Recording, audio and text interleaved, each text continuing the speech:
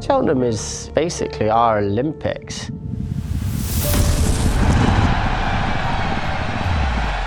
It's 4 days of the most competitive racing of the year, where the best take on the best.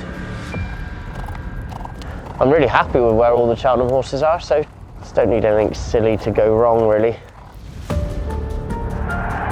It's all about the best horses, the best trainers, the best jockeys. It's a wonderful occasion.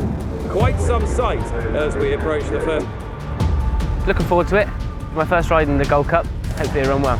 Cheltenham is more special than anywhere else, simple as that. The white-faced Oscar Elite orange jacket is latched on as well.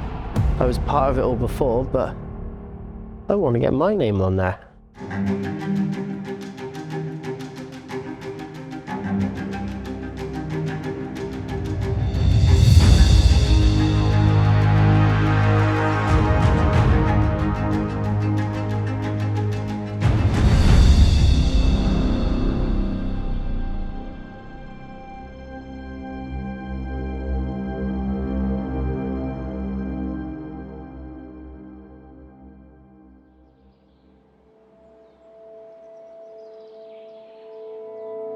It's the week before Cheltenham. Joe is having a final look at the team he is taking to the festival. We're on the Wednesday before Cheltenham. The forecast was right for once. We had a bit of snow, but it's a nice bit of moisture because we need it. Desperately need it. That's riding all right, isn't it? Riding all right? Well, it can only go wrong now, as simple as that. You see horses drop out every day of the week. You just got to hope that it's not one of ours. Spread out a bit and you won't get bits kicked in their face. Give yourselves 10 lengths. Give yourselves a bit of room, Holly. I'm more concerned my poor horses are getting lumps of ice hitting their fucking eyeballs. They've pretty much done all their work, there's not masses to do. Horses are in good form, lots of seconds, loads and loads of seconds. They might be just that they're waiting to win at Cheltenham. Joe has selected a small team of horses he believes are in with a chance. Elixir de Nuts, Big Breakaway, Oscar's Elite, Changing Man, Eldorado Allen. I'm really happy with where all the Cheltenham horses are, so just don't need anything silly to go wrong, really. Oh, hello, Tommy. Rachel, you haven't got any bra on, Rachel.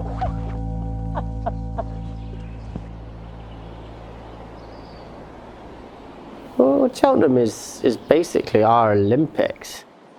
People try to say it's not all about Cheltenham, but it is. And if you don't want to be part of that, you're not really in the right game, I don't think. It's 4 days of the most competitive racing of the year, where the best take on the best. We strive to try and get as many horses with chances to Cheltenham as we can, and I think it's our duty to do it for our owners and for our sport and for ourselves. A lot of our horses have been big prices. Golden Chieftain and Q Card in his first bumper was 40-1. Native River, you never let yourself believe with a Gold Cup. I was part of it all before, but I want to get my name on there. You get judged on how you perform at Cheltenham. You can drive out of there exhausted and you've had a tough time. There's 600 runners, that's a lot of people that are disappointed. When you have a winner at Cheltenham, it is more special than anywhere else, simple as that. Colin Tizard and son Joe have a Cheltenham Festival winner.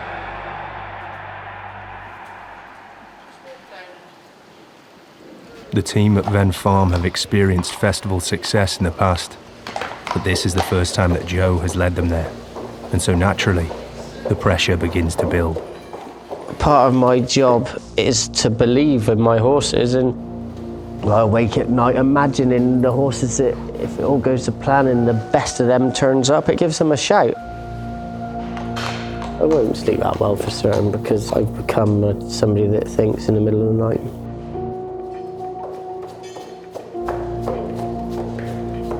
There's days when I don't love it. You know, I want to be competitive in the big races rather than chasing numbers all summer and trying to train 200 winners. I want to be competitive in the big races. Stable jockey Brendan shares Joe's pressure going into the big meeting. He continues his normal routine, riding a full book of rides at Taunton, but with no success. You know, he's had a few Cheltenham Festival winners now. He's just become very level every day of the week. He doesn't get too fazed by too much. Because there's a lot of pressure and you go there, and then if you're on a horse that's not quite good enough, then it's not a nice experience. Had 6 rides today, 4 of which pulled up, mostly due to ground. Anytime I get abuse on social media, I copy and paste a message. So these are all the ones I've got. That how I wish you had died from a broken neck in that fall. Anyways, I wish you break your neck and ribs next time you ride and die a painfully slow death. Asshole bastard. And then I just replied saying, Femi, why are you being such a meanie?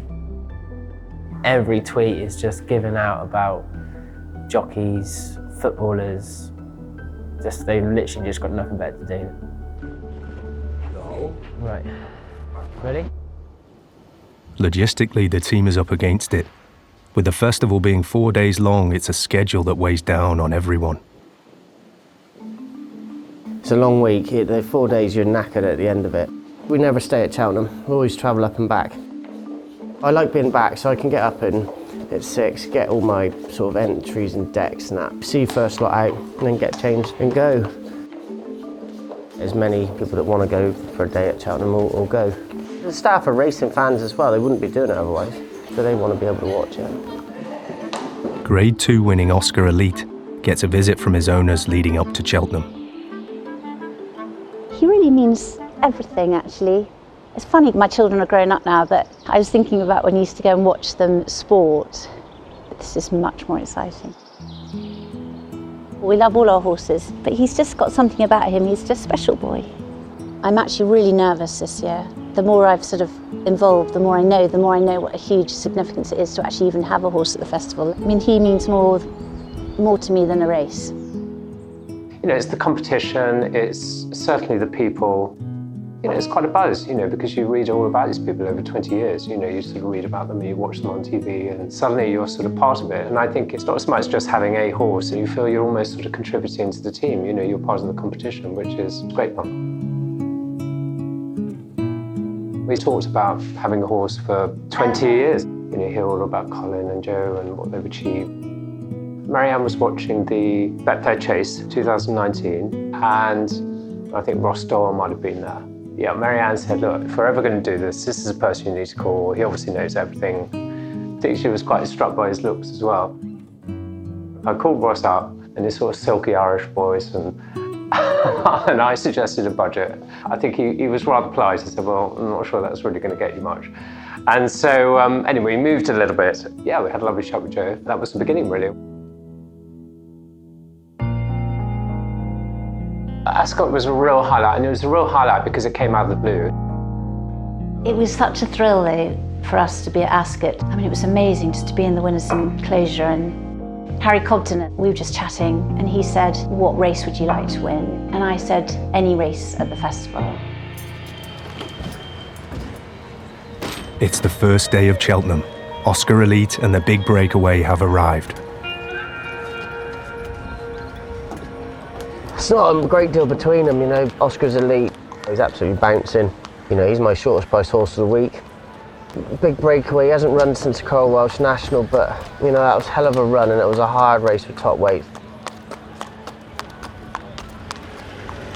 I didn't sleep very well last night, but try and enjoy it. But the pressure's on a little bit. We do this every year, you know, it's a little thing that we do. We always have a drink. All the owners are invited. Yeah, it's not too bad, thank you. Beer, glass of bubbles, what? Well, lager. Lager, yeah. Oh, they all get along. I have to get along. You know, they've already had a little bit of stick about 2 in a race, but they are nervous, you know. There's always a lot of hype about Cheltenham.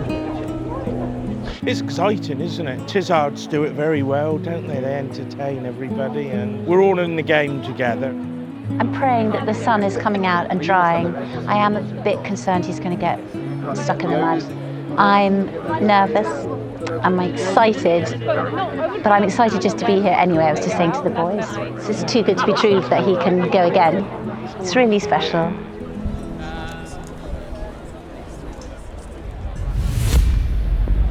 A warm welcome, ladies and gentlemen, to the 2023 Cheltenham Festival, where over the next few days no fewer than 5 championship races will unfold on the track. But for now, we wish you the best of luck on Champion Hurdle Day. For the past decade, horses and trainers coming from Ireland have dominated the festival. This year is no different, with the Irish winning the first 2 races. There's all this talk about too many Irish winners and that. It's just a cycle at the moment. They are very strong. But we've never been afraid of competition. You know, we want Cheltenham to be as competitive as it possibly can be, so they need to be here. With just moments to go before the first big handicap of Cheltenham Festival, the crowds begin to flock to the parade ring.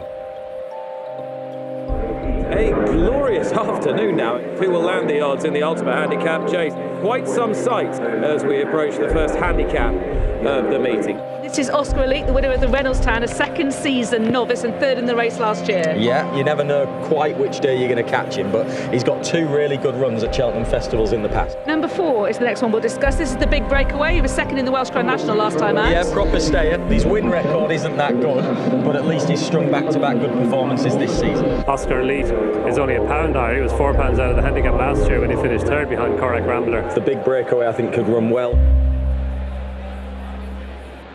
There's a bigger pressure to deliver now than perhaps ever there has been. Owners, you know, they'd love to have these winners. Come on.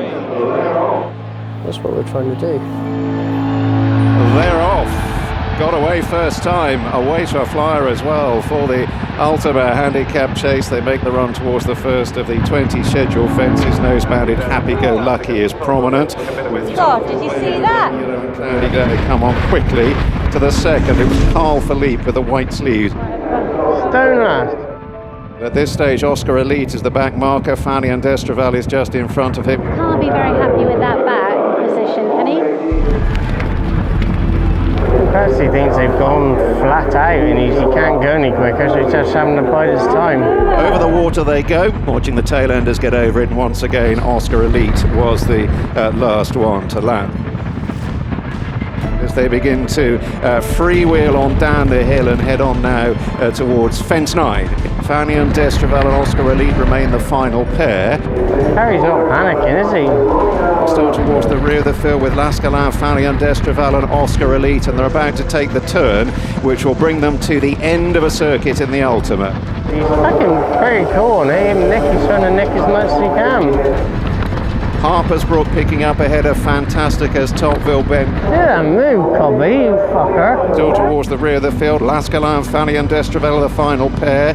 The big breakaway is just in front of them as they head on towards the next plain fence. This is number 13 coming up to them. Watching the rest stream over nimbly enough. Come on, Harry. He's close enough now, look, if he gets into it. About to freewheel on down the hill, he's 4 lengths clear. As they close in on the third last, Harper's Brook draws to it. Got a chance now, darling. The white-faced Oscar Elite orange jacket has latched on as well. Go on, Harry!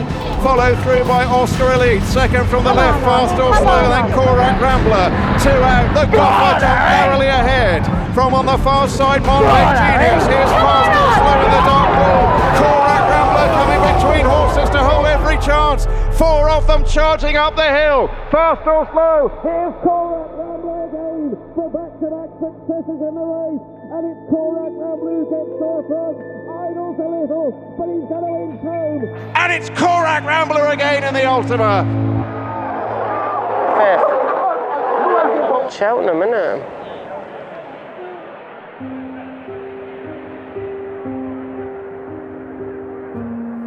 Harry would definitely think he was plenty far enough back than ideal, but he's going to be a genius rider. He had to bite the bullet on it and accept. End of the day, he was a length down at the last. He's run a fine race. Big breakaway. You know, that just questions his mentality a little bit. You know, you just wonder whether a Welsh national left his mark on him a little bit. He'll go to the national, calm everybody down a bit, won't it? You know, you come here and you get put in your place. It's racing, we're used to it.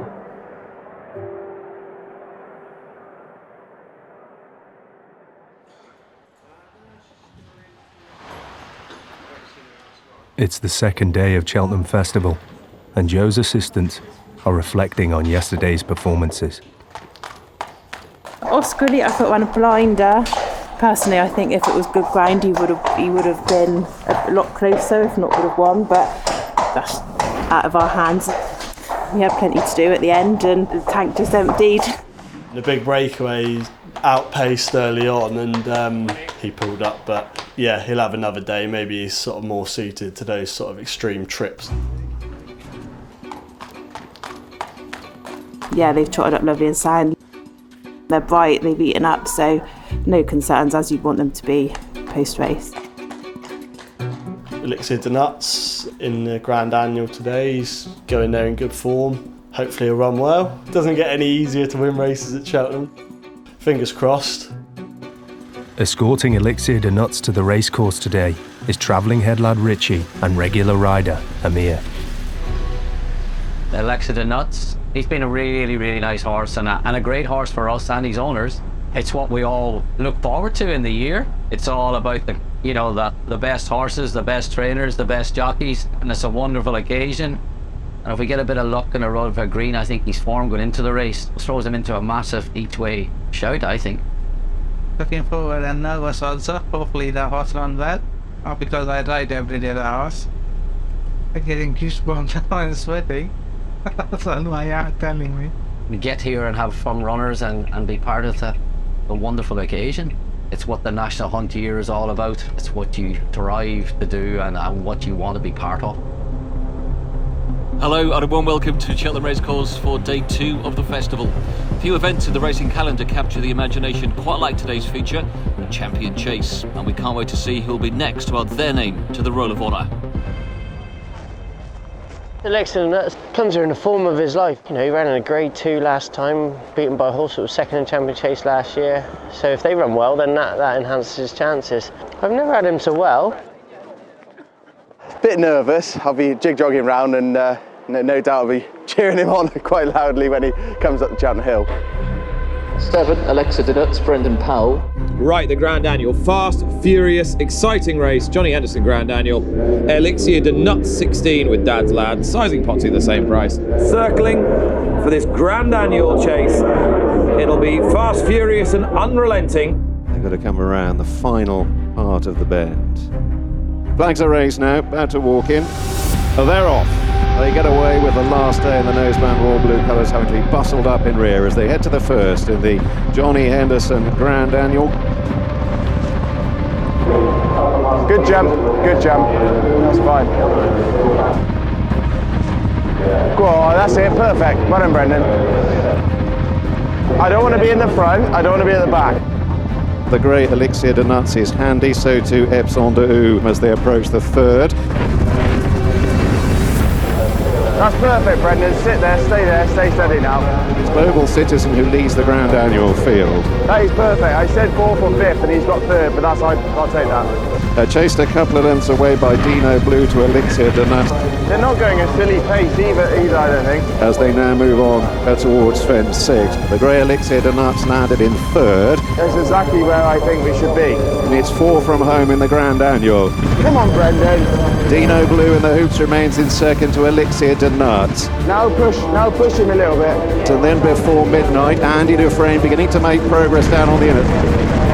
Go on, Brendan. Go on, Nuts. Over Dino Blue racing in 2nd, Elixir de Nuts is 3rd, and Mascada is racing close up Red Jack. Go on, Brendan. Go on, Brendan. Go on, Brendan. Here we go. 3 furlongs to go and they've got 2 left to jump. Global Citizen to Dino Blue in the hoops. Oh, he's going backwards, yeah. Nah, he's beaten now. Global Citizen has a lot of challengers. Dino Blue came alongside, Time White unseated, hampered 3rd Time Lucky. Go on, Brendan, get in the places. Bad mistake from Dino Blue. Half a lead to Mascada. We're now 40s on to Dara O'Keefe. Dino Blue gathered up, but the gap has grown to half a dozen lengths. And Mascada is staying on powerfully up the Cheltenham Hill. It's Mascada who wins the Grand Annual.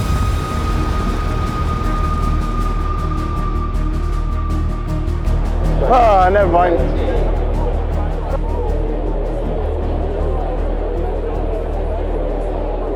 You come here with what you think are chances, and it's just not quite good enough to be competitive in a Grand Annual. But it just highlights how tough Cheltenham is, you know, so competitive, it's the best of the best.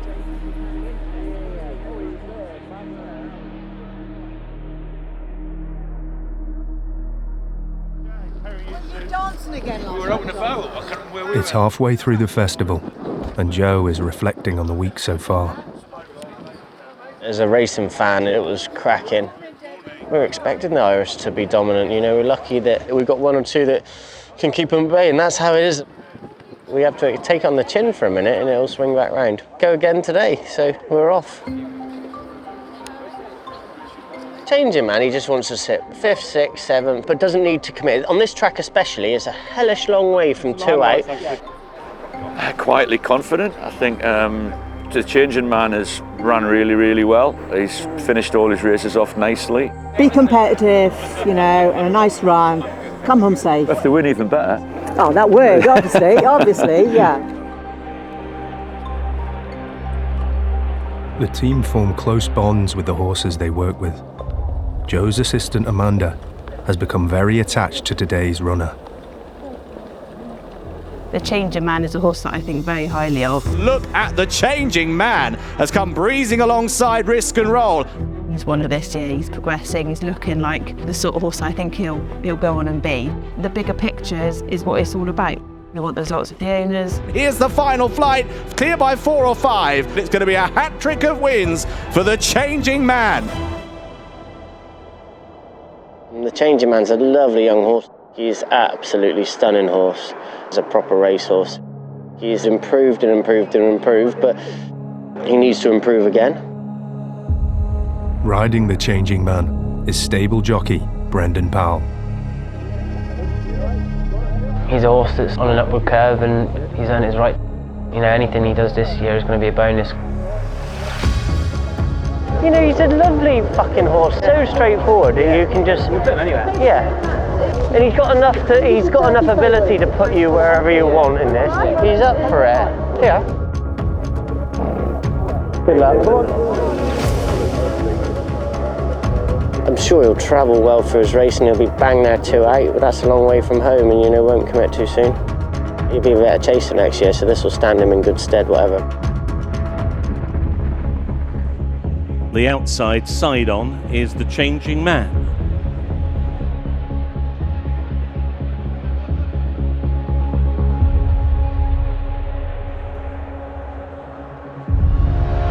And they're off for the Temps Network final handicap hurdle. They have 3 miles ahead of them with Bear Gills on the inside as they cross over the first flight of hurdles.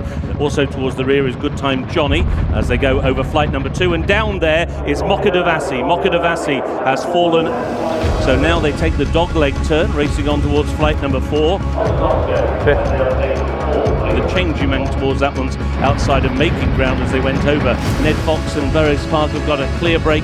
He's off quick, isn't he? The Changing Man towards the outside is in 5th position. Good Time Johnny still right out the back of the field. Maxim, another one who hasn't got involved early, and neither two as thanks for the help. Yeah, he's shot lovely. Changing Man who races in 6th. In 7th is Hector Javelek. They make the run into the back straight. Burrows Park, who has got the lead over Bear Gills, who races in 2nd position. The Boss Oscar towards the inside, followed by the Changing Man. Just trying to find a bit of space there. Salvador Ziggy has made ground now to share 5th position with the Changing Man on his inside, and then the orange of Brandy McQueen around the outer. And that's fine though. It's all right there, see. So now they begin to make the turn down inside the final 5 furlongs of the Temps Network final, and they've just got 2 more flights of hurdles to take. Thanks for the help has now switched out quite wide. He's on the tail of Salvador Ziggy, trying to make ground as they go over the 2nd from home. Itchy Feet tries to stay on towards the grandstand side. They're racing down inside the final furlong and a half, and down towards the final flight. It's Green Book now tackled by Mill Green towards the near side. Maxim looking for racing room. Brandy McQueen is right there. Thanks for the help is the Grey has got every chance. Then Level Never Ending as they go the final flight. It's Mill Green who now has the lead. In 2nd, Salvador Ziggy. Then Brennan the far side now. It's good time, Johnny. We're getting the first one. Liam McKenna racing up towards the line. It is good time, Johnny, who takes up a 10th. Salvador Ziggy in second, Mill Green maybe third again. Anyway, 7.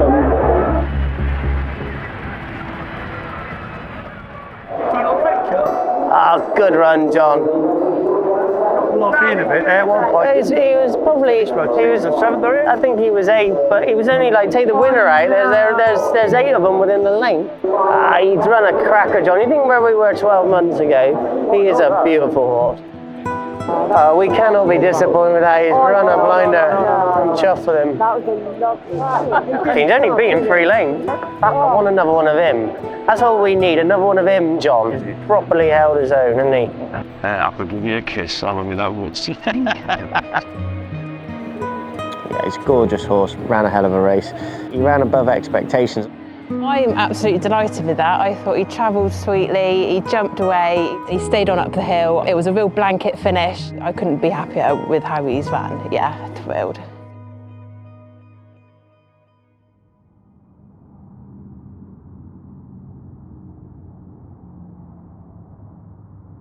Driving in here year upon year and having ridden, I think it was 2003.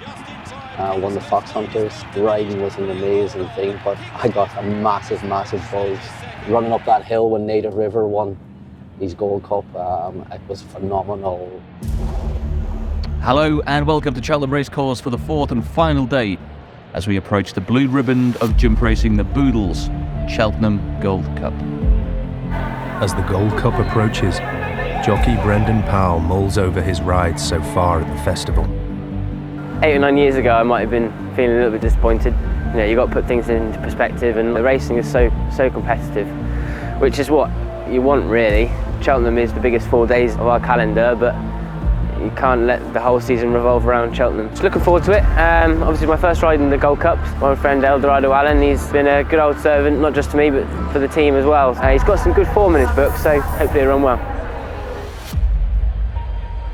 It's been a long week at Cheltenham for Joe and his owners, but the biggest race is still to come. You get home at 7:30 and I was in bed at 9 o'clock. I woke up at 2 o'clock, 4 o'clock, 5 o'clock. Really privileged, really, to have a horse that's good enough to run in the Gold Cup. If he finished in the first half a dozen, we'll be pleased with him. You know, we've still got one more chance. A bit nervous today, but we're lucky that we're able to be nervous. It'd be the best day of your life to have a Gold Cup winner. When Tizards had Native River. That was very memorable. Back round to the left-hand side in the grey, and now been unveiled is number 5, Eldorado Allen. Yes, a 5-time winner. He's a decent horse in his own right, but he's a massive outsider for the Tizard family. Going to poster for what should be a fabulous Boodles Cheltenham Gold Cup. Next is Eldorado Allen, the outside of the field, 2nd in an Arkle, 3rd in a Ryanair at this meeting in the past. That's what it's all about, having runners in it is proper. Don't think he'd be last anyway. And they're off for the 2023 Boodles Cheltenham Gold Cup, and it's the Scottish Raider Ahoy Senior that shows in front, Hewick in the centre in the green jacket. Let me, that's the favourite, second last. Also towards the rear of the field is Eldorado Allen as they jump the 2nd, Protectorat in the centre. As Ahoy Senior goes into a 3 or 4 length lead over Hewick in 2nd place as they run downhill towards the first fence in the back straight. As they jump the water, Galopin de Champ over. Oh, that was good. 2nd or 3rd last still with Eldorado Allen and Royal Pagaille. That's a good move, though. He fucking bumped him out of it then. And the pace looking pretty honest, and Statler almost climbing over that fence and is losing ground on the rest of the field. They're pulling up those back two, aren't they? The favourite is fucking right behind her. As they move on towards the 2 claim fences in the home straight. Conflated in 5th, then Sounds Russia. Noble Yates on the inside of the grey Eldorado Allen. He is jumping well. Yeah. As they now race once again in front of the stands, Royal Pagaille on the outside, up and Tard at the back. So Ahoy Senior leads the Boodles Cheltenham Gold Cup field. Quite happy with where he is, to be honest. Ahoy, Senor over, jumping well in the lead. Shut the door on him, Bert, if you want. That's him running a fucking nice race, isn't he? Plutar's got plenty to do as they jump this next paved fence. Hold your position, Bert. Keep a bit fucking closer, Bert. As they reach the top of the hill with 4 fences left to jump. They can fucking nick a place here. Conflated over in front. Galopin de Champs. Give him off a bit, Bert. Fuck's sake. And Eldorado Allen as they run down the hill towards the third last. Then Royal Pagay and Eldorado Allen. They run round the final turn and looks a big danger. They run down to the second last. Oh, Galopin de Champs running away. Is Galopin de Champs a lovely jump? Oh, he's gone. We might get fucking 4th or 5th. Galloping on together. There's nothing between them. This looks impressive, mind, doesn't it? Three-man's game and Galopin de Champs. But Galopin de Champs landed running and he's away as they race up the hill. I don't know where the fuck we are even. It's Galopin de Champs who gallops to glory in the Gold Cup. In second, Brave Man's Game, conflated in third. Probably about 7th, was he? Protectorate, then Royal Pagay and Eldorado Allen. Dramatic.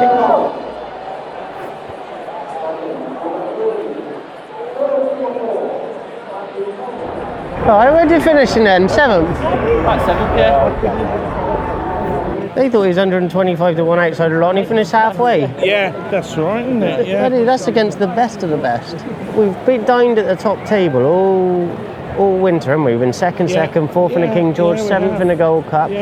We'll make a couple of entries at Aintree. Enter him in the bowl and we're entering in a handicap. Yeah. I think he's ran bloody well. He travelled great. He hadn't embarrassed himself, that's for certain. Cracking race. It's a Gold Cup, that's why it's a blue ribbon, you know, and it's a privilege to be involved in it. And we've held our own, so no, I'm not disappointed at all. Cheltenham's Cheltenham, isn't it? And the majority have run their race, and that's about where we are. You know, you build yourself up, you look forward to being competitive, back to reality.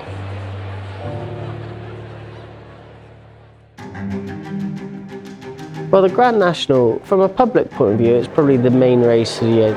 You know, it's huge. And they're off for the Randox Grand National Handicap Chase. People say if you win a Grand National, you get more public acknowledgement than you do if you win a Gold Cup.